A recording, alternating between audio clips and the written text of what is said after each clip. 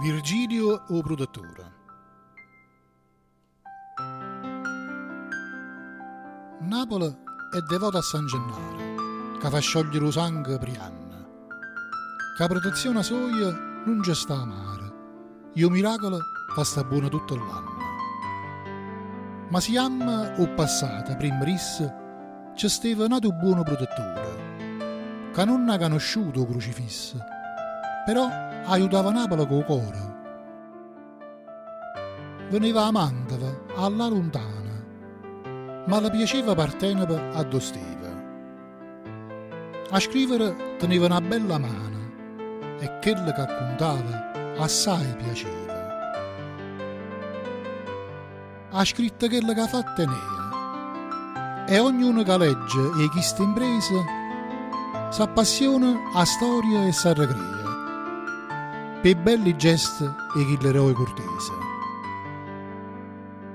Però sapeva pure fare magie e Napoli si sentiva protetta per casa, per chiazza e per via, perché Virgilio teneva la ricetta.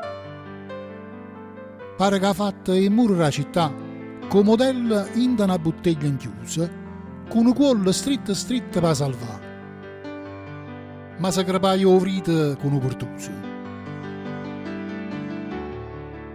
Pure un cavallo di bronzo fravacaia per mantenere sempre sani i cavalli e un macello che carne persa mai per conciare a scaglienza dei stalli. Per parare l'infestazione dei serpienti a porta ferrea e portaia tutte quante. L'invasore si fermarono in un momento per paura che inchiumaia l'annante. Pure una mosca di bronzo s'inventaia per tenere lontana e mosca azzeccosa. Il terme a baie e puteoli pittaie per mostrare i bagni adatti a ogni cosa.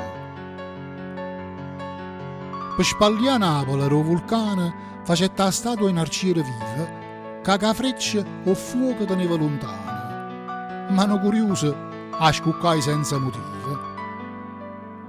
In una sola notte, a così pare, spertusai la cripta neapolitana. Per evitare che castiello ieva a mare, a una scunnetta nuova e stramana. I normanni, per domare che sta città, utraggiai nell'osso lo santone. Napoli non si potette ribellare e accominciarono le dominazioni.